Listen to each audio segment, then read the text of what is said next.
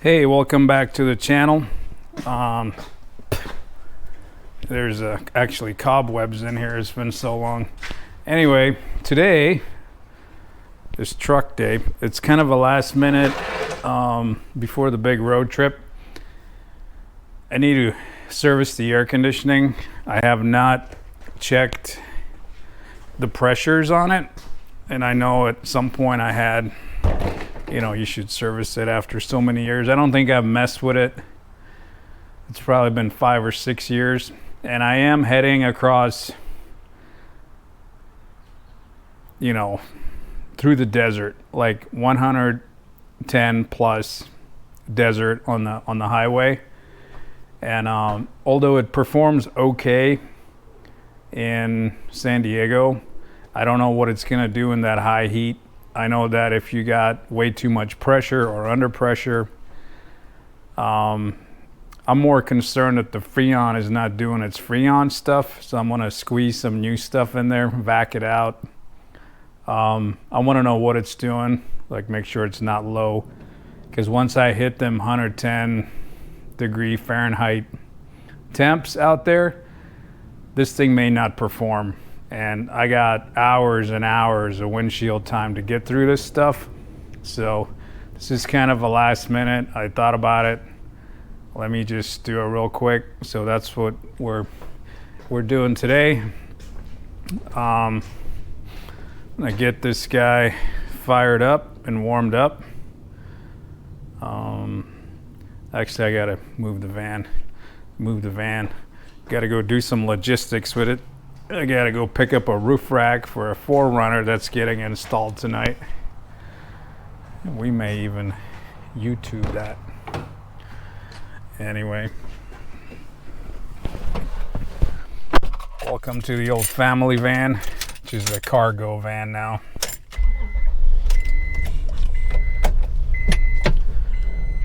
This is the old reliable Honda Odyssey. Love this thing.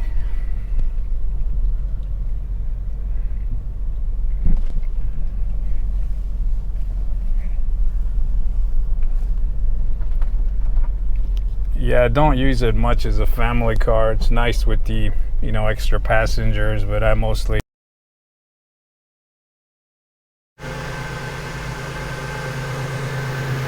Anyway, letting this thing warm up, get it up to temp. I want to get it as warm as I can. That way I can get an accurate, pressure reading on the stuff.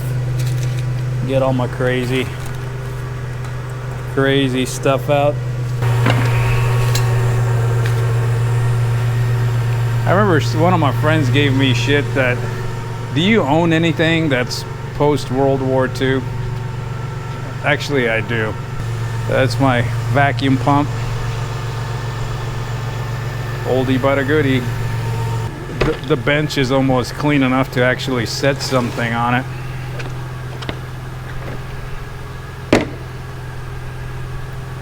Got my gauge set.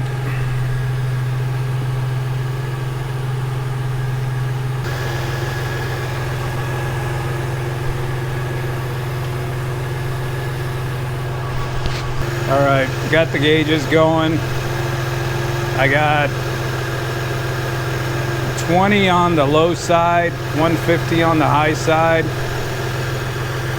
The 150's okay, but the 20's a little low. Especially at idle, because that's gonna drop as soon as I give it throttle.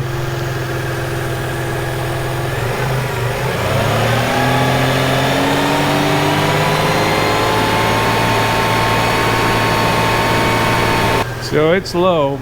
I'm glad I checked it. I'm gonna just vac it out at this point. Clean it out and put new Freon. I'm gonna shut it off for now. I don't need to listen to it, but it is a little low. I like it at around 35, especially in this temp. It is 90 degrees in here.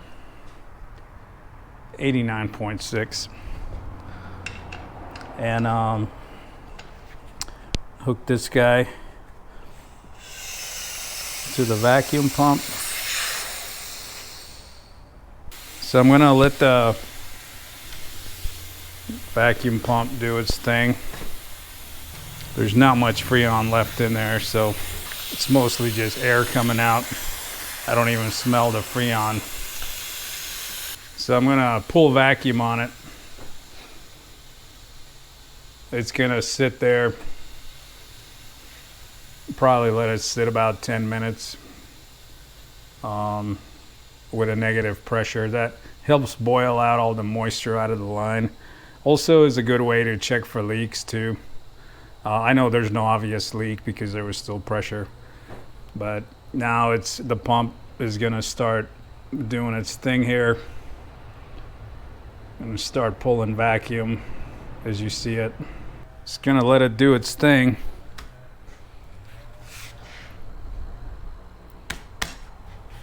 Those are good pumps.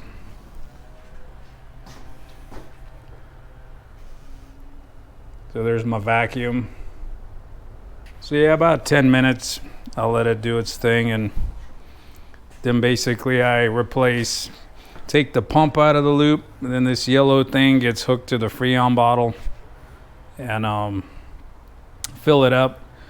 I'll probably set it to 35 psi on the low side at idle, and then check it, and that'll be a lot better than it was. I don't want to over pressurize it. Should probably take it to 45 psi on the low side, but I don't like having the excess pressure. The downside to not putting enough Freon is in the winter time when it's cold as hell, not in San Diego, but if it's cold as hell, the Freon shrinks. So what happens is the low pressure side, or basically the Freon shrinks so much that the low pressure side actually triggers the under pressure switch, and the system kicks off, so it no longer runs if it's too cold, so you have to add more Freon. But I usually deal that with in the winter time. If I notice it's doing that, I'll just squeeze a little more Freon in there, and that helps the defroster work, when it's cold.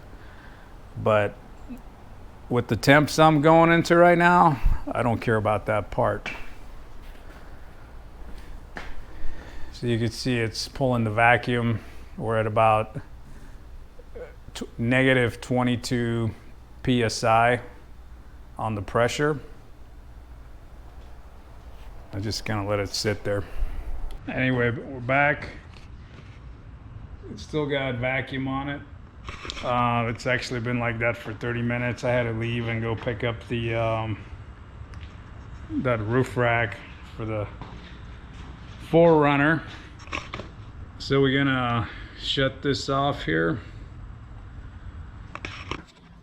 Let me do that.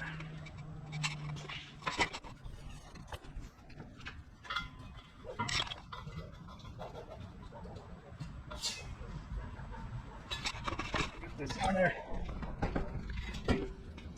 So I'm gonna let a little bit of the air out of the hose, let the Freon bleed through. It's just letting the oxygen out and letting the Freon fill the hose. That way you're not sucking oxygen in from the outside. Now we fire up the truck. Anyway, got the truck fired up. Waiting for the temp to come up. So the gauges aren't doing anything. I'm still holding vacuum. The pump is turned on but not on because it's the under pressure switch is triggered. So when I start squeezing Freon in there from the bottle, you'll see that the pump will kick on at some point. There goes the pump. It's starting to get high pressure.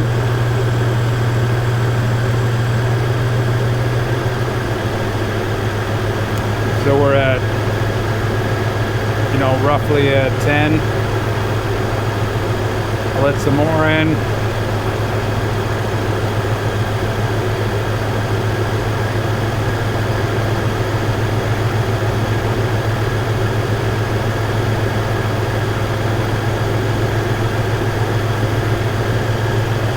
Usually I squeeze a little in and then let it stabilize out, let the pump start circulating that Freon, and then squeeze a little more in.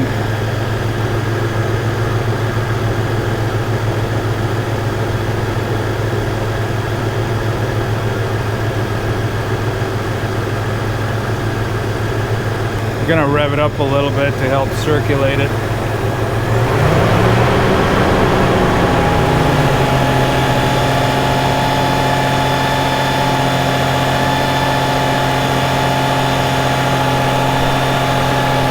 Work all those air bubbles out of there.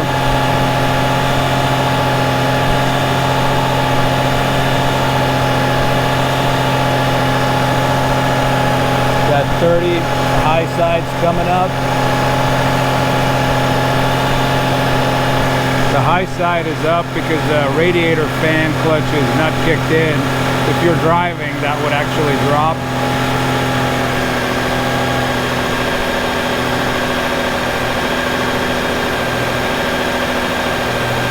Once the fan clutch kicks in, then the high side will drop.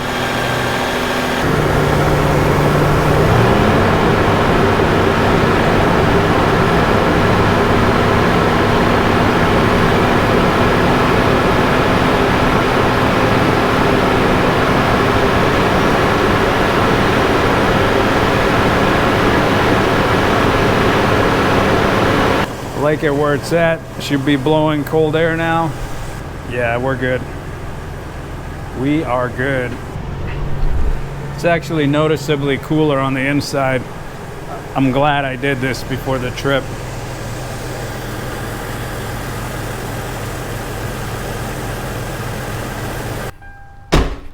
All right, we're complete. Just got to unhook the lines and flip this guy back over. Close my valve. I usually let the system equalize before I pop the high side. That way it's not, you know, the high side's not at 250 PSI. It drops down to maybe the 100 or less than 150 is good. Just pop them fittings off.